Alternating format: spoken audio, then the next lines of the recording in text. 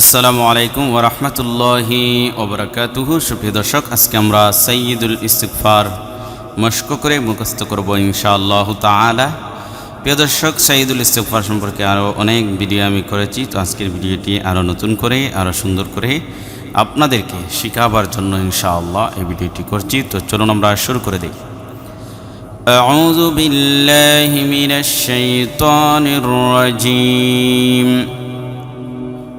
بسم الله الرحمن الرحيم. اللهم أنت ربي، اللهم أنت ربي، لا إله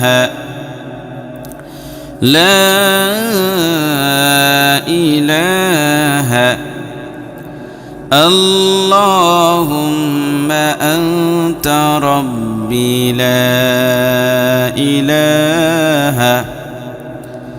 إلا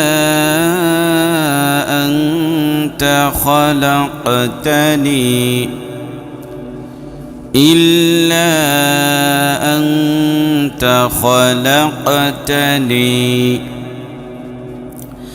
اللهم أنت ربي، لا إله إلا أنت خلقتني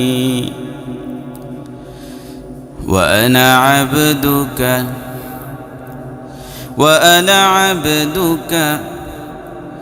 وأنا على عهدك وأنا على عبدك وأنا على عهدك ووعدك ما استطعت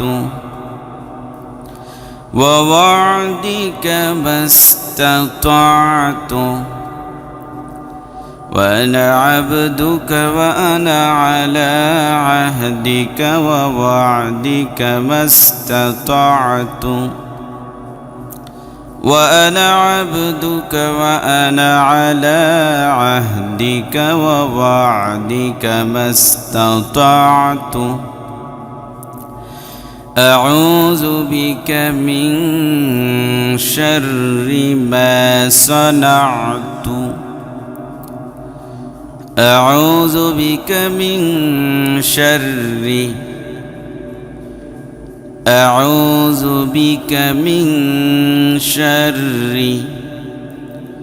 ما صنعت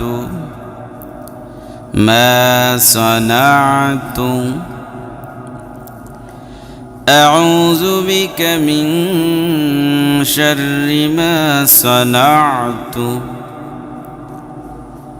أبوء لك بنعمتك علي، أبوء لك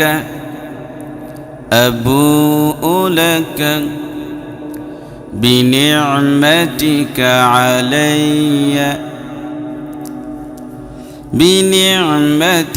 علي أبوء لك بنعمتك علي وأبوء بذنبي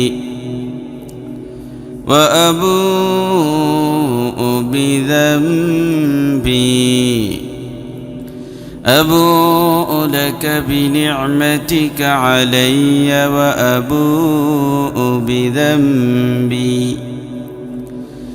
فاغفر لي فإنه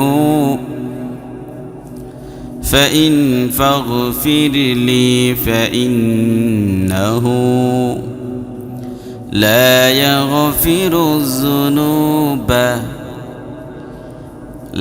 يغفر الذنوب فاغفر لي فإنه لا يغفر الذنوب إلا أنت إلا أنت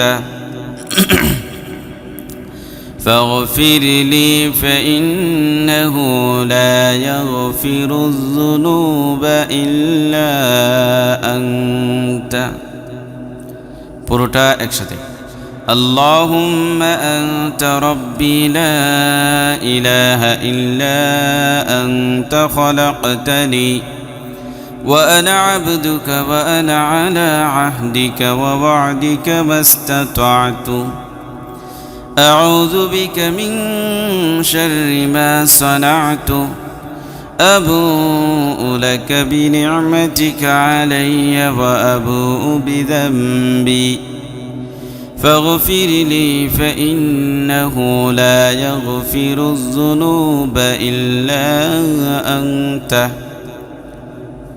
এটা হচ্ছে ক্ষমা প্রার্থনার শ্রেষ্ঠ দোয়া।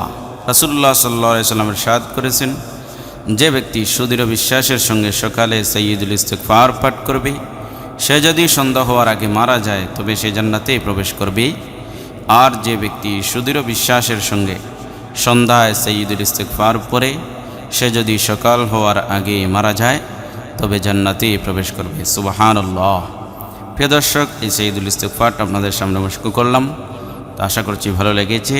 এই ভিডিওতে একটি লাইক এবং শেয়ার করবেন। ধন্যবাদ। আসসালামু আলাইকুম ওয়া রাহমাতুল্লাহি ওয়া বারাকাতুহু।